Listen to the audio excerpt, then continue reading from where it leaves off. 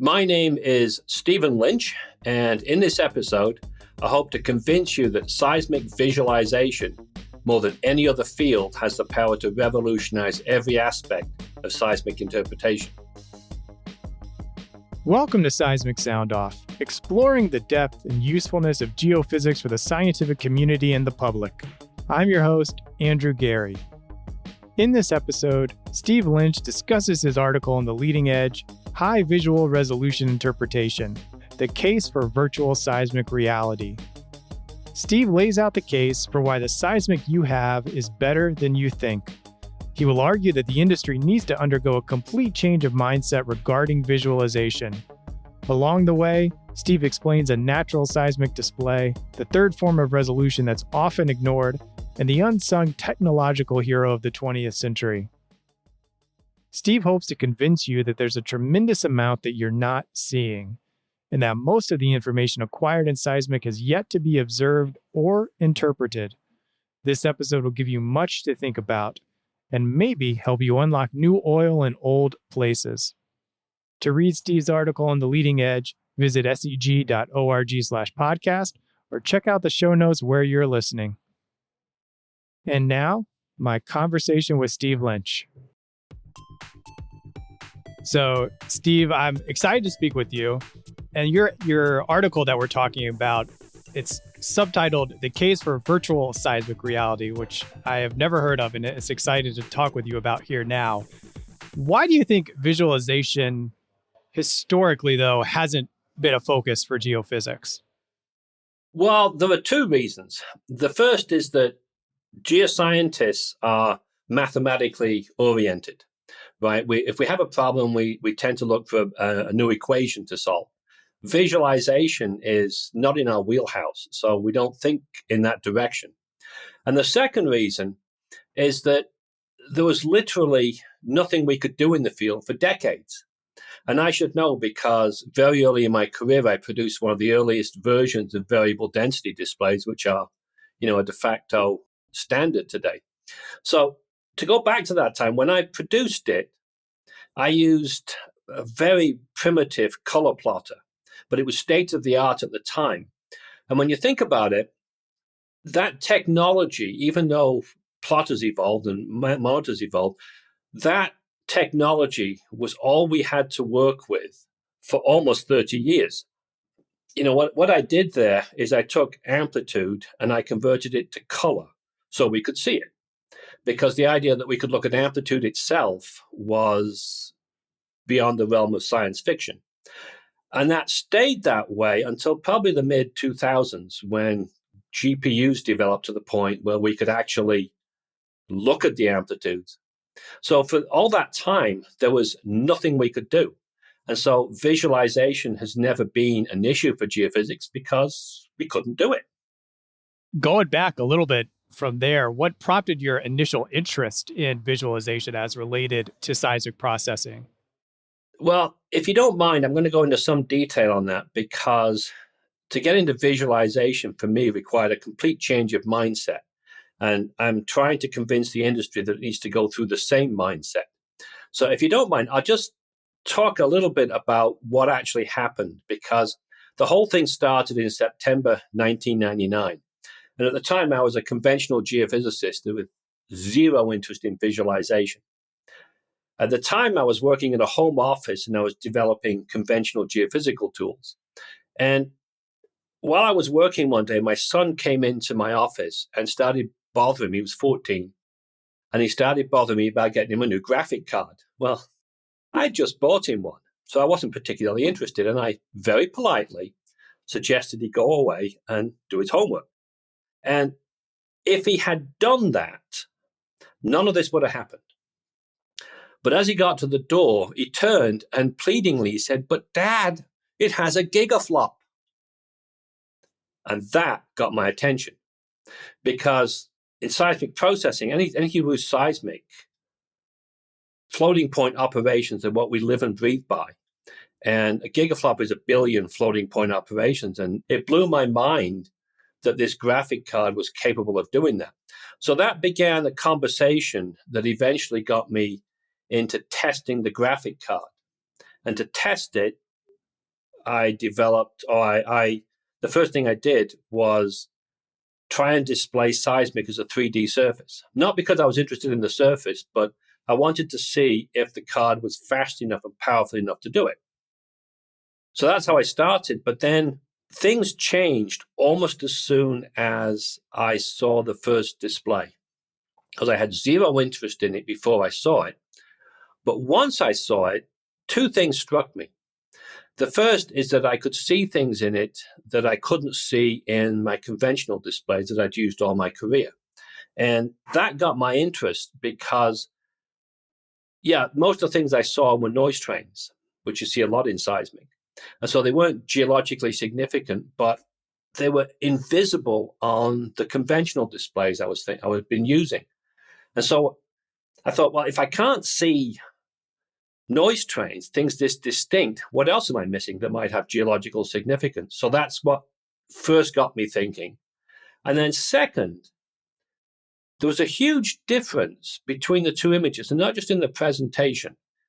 Think about vision for a second, okay? We take it for granted. You look around you all day, every day, and it never fails us, right? Everything we see is real, and we're not looking at an image, right? When I started to look at this new display I'd created, it was real the same way. I had the sense that it was real.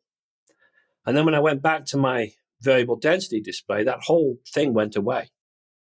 And that got me wondering, because then I realized, oh, wait a minute, what we're looking at, what we've been interpreting all these years is a cartoon.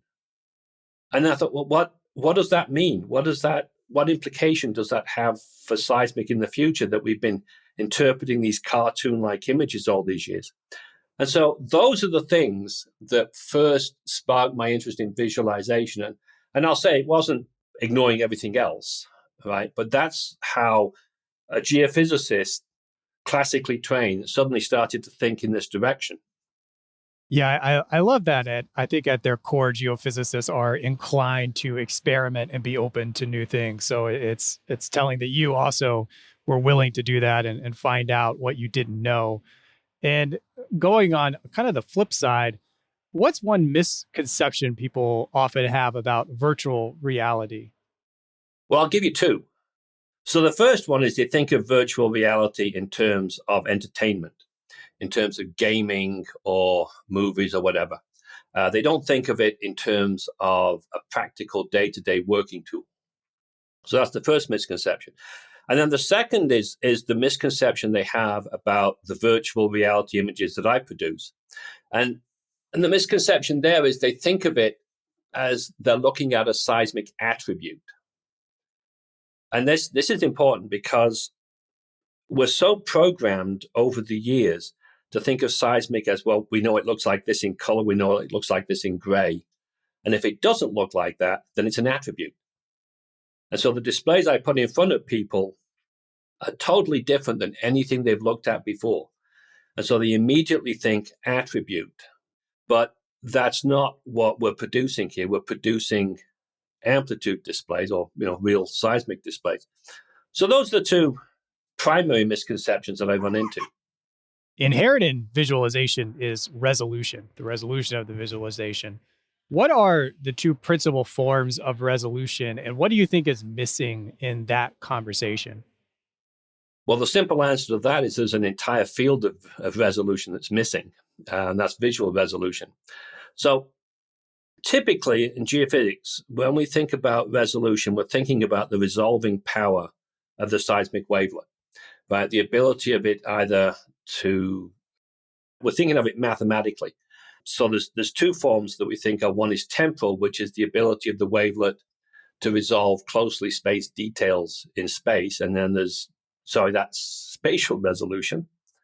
Get that right, Steve. Temporal resolution is the other way around. It's resolving fine scale details in time or in depth.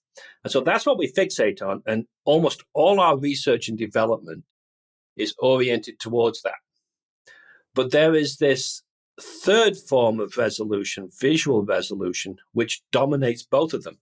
And it's the one we've ignored because this is all just talking about the data itself. Interpretation is predicated on this mistaken belief that what's in the data is visible in the display. and that's false. And we already know that's false. For example, if we look at a variable density display, we know we lose fine scale details. If we look at a grayscale display, we know we lose almost all amplitude information. So we're losing here. We already know that the displays we're using are very low visual resolution, but we've used them for so long and without any potential alternative that we just accept it and we don't think about it. But what I'm saying is that it is possible to produce a display that shows absolutely everything that's in the seismic, and that's what my research is all about. So that basically is where visual resolution comes from, right? It's the ability of the display to resolve what's in the seismic. Even though, in part, this conversation is to encourage people to move past these displays, what was the importance of developing the variable density and grayscale displays that you have been talking about? Well, that's a really good point. And I made that point in my paper, that variable density and grayscale displays are the unsung technological heroes of the 20th century. To think about that, consider that when I came in the industry in 1977, the world consumed 60 million barrels of oil per day. Most of that oil came from giant oil fields that were discovered either by surface geology or by single-fold analog seismic. Right? Galwani, for example, the world's biggest oil field, came on stream a few months before I did in 1952. It's still the biggest oil field in the world. So those giant oil fields were already discovered, and we found very few since.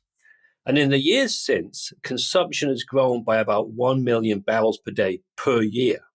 And the simple fact of the matter is that we could not have found enough oil to supply that demand using paper wiggle trace sections. I mean, when I came in the industry, all we had was 2D seismic, paper wiggle trace sections, and very long hallways where we could pin them on the hallway and walk down and do our interpretations on them, right? We could never have kept up with demand using that. So variable density and grayscale displays came in the industry, and they weren't popular. I'll tell you, they weren't popular. The first time I developed one, I showed it to a very, very smart young geophysicist called Dave Cooper. And he said, no one will ever use this. It's just a smooth square wave display, right? And it was, and it still is. But without them, we couldn't have transitioned to workstations. And without that transition, we couldn't have developed 3D seismic. And without that, nothing we've done since would have made any sense. We wouldn't have been able to do it. So variable density and grayscale displays didn't find oil, but without them, we couldn't have done it. So, and the reason I want to talk about that is because I'm saying now that we're in the same position. We need now to keep this whole thing going, and we have to move. We had to move beyond wiggle trace displays in the 80s. We have to move beyond variable density and grayscale displays now for the same reason. We have to keep expanding and moving forward. Yeah, let's touch on that, Ness. What is an HVR display? So, well, simply put, a high visual resolution display is my attempt to produce the most natural seismic display possible. And that takes us into the question, and it's a big question, of what is a natural seismic display? And to answer that, you must remember that seismic is an analog acoustic wave field. We may record and process it digitally, but in its natural state, it is analog and continuous in time and space. So an HVR display is my attempt to produce a display that shows what seismic would look like if we could observe sound. It's that simple. A little more complex in practice, but. So what are a few of your suggestions on what to look for when you're trying to evaluate the effectiveness of an HVR display for seismic, especially for someone who might be hearing about this type of display for the first time? Well, simply put, it's hard to get beyond a single word: amplitude. The reason is that amplitude is the only thing we record in the field, and everything we know from seismic data derives from amplitude. But this is where everything gets really bizarre, because even though amplitude is our primary source of information, we've never worked directly with it. we've always used color and gray as proxies for amplitudes. But as I said, these produce little more than a square wave display with some smoothing. Right? So really, all we've done in the past when working with amplitudes, all color can do is basically group amplitudes into extremely high, not so high, low. Oh, crud, I can't see that one, right? And that's basically it. You really get 4 or 5 classifications of amplitudes. But now we can start to work with amplitude directly, and the information in it is overwhelming. So that's the first thing to look for. Second, I would say, is character. Because originally, when I came in the industry, all we worked with was wiggle trace displays, and character was critically important. But character has been obliterated by variable density and grayscale displays. But the type of display I produce, these HVR displays, character is there in full detail, and it's critically important to start looking at again. So then you got character, and then finally you've got things like faults, distinguishing faults from noise trains, because that's critical. Is it a fault? Is it noise? Was it, I've got an example actually where they drilled this dry hole, and right through the middle of the target is a fault, which everybody confused with the noise train. So being able to distinguish noise and faults and high angle events is critical as well. So those are a few of the things to look for. This wasn't a question I sent you, but you mentioned your friend your smart friend when you took this variable density of grayscale display to him, and he was just like, no one's going to use this. When you take these HVR displays and you're talking about this at events or at conferences, what are some of the common things you get pushed back when you're talking about these displays? Well, the biggest pushback you get from people is that, and it really drives me crazy because there's nothing I can do about it. They say, well, show me an example where somebody drilled a well on a variable density display, and then they drilled another well on yours, and yours was successful and theirs weren't. Right? You get questions like that, which are really difficult to answer because nobody's telling me what happens. So you get questions like that.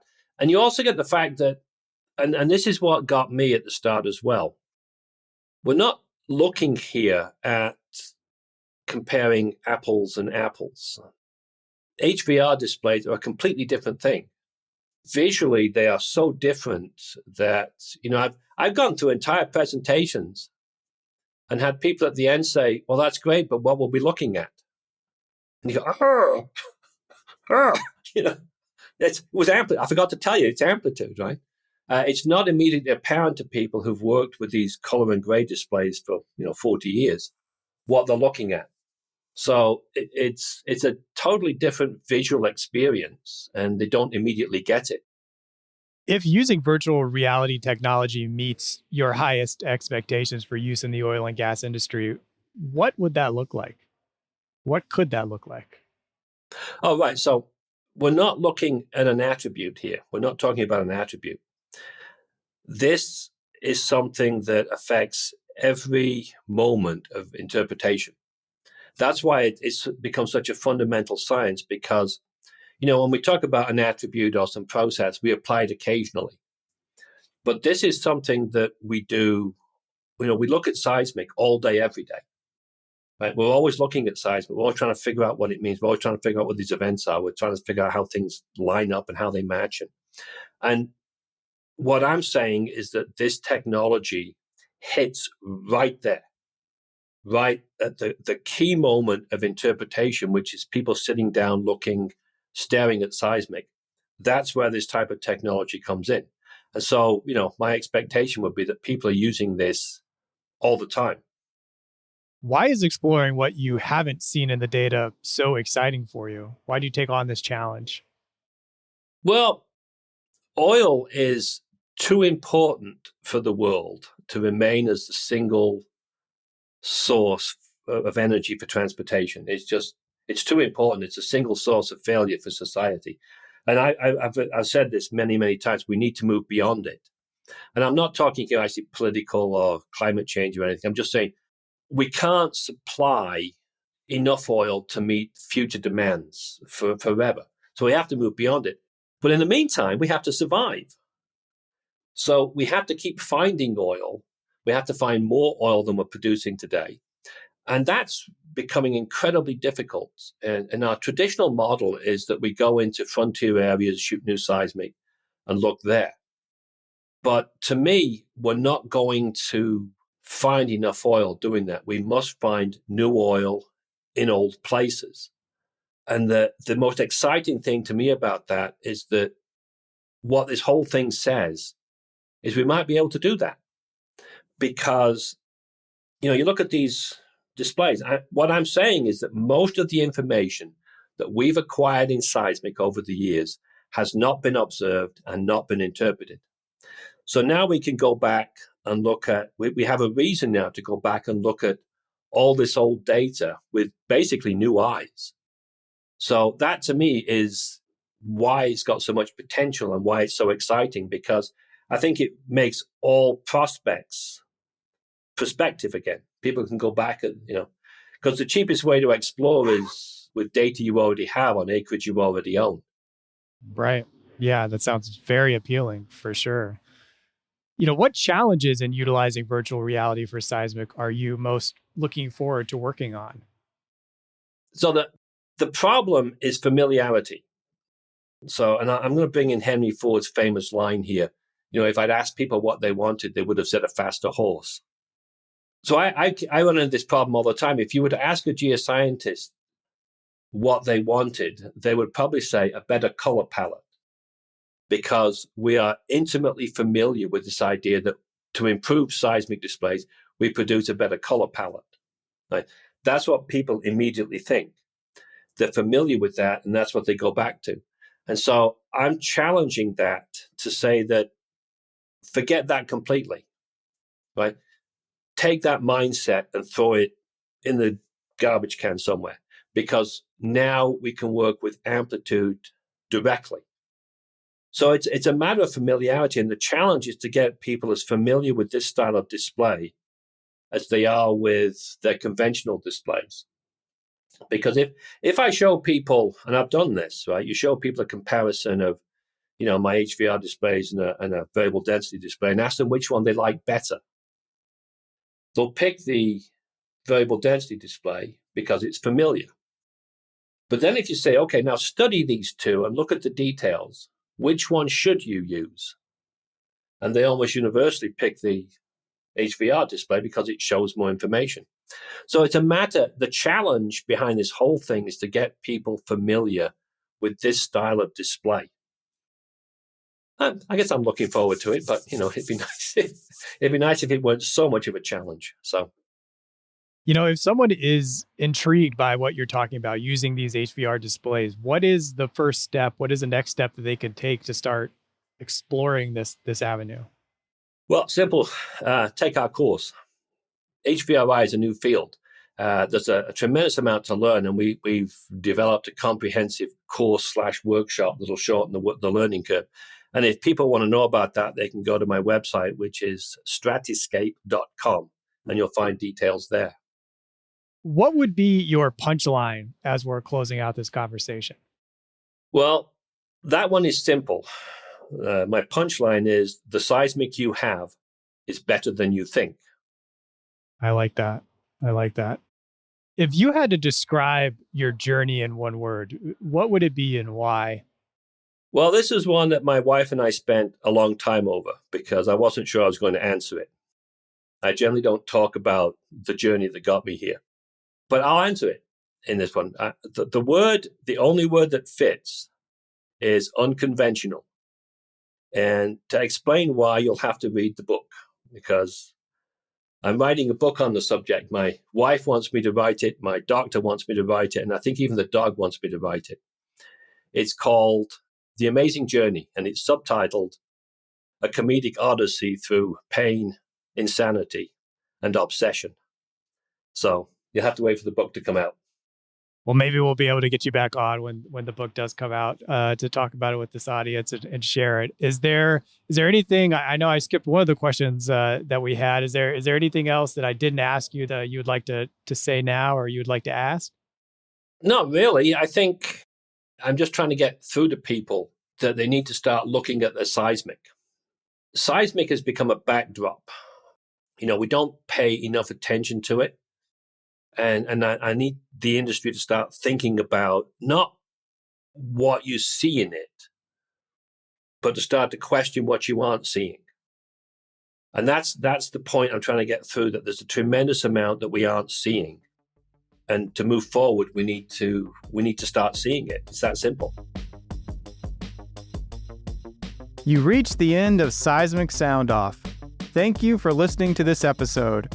If you want to be the first to know about the next episode, please follow or subscribe to the podcast wherever you listen to podcasts. 2 of my favorites are Apple Podcasts and Spotify. If you have episode ideas, feedback for the show, or want to sponsor a future episode, visit seg.org/podcast and find the box titled Contact Seismic Sound Off. Zach Bridges created original music for this show. This episode was hosted, edited, and produced by me, Andrew Gary at Treasurement. The SEG podcast team is Jennifer Cobb, Kathy Gamble, and Allie McGinnis. Thank you for listening. This is Seismic Sound Off, signaling off.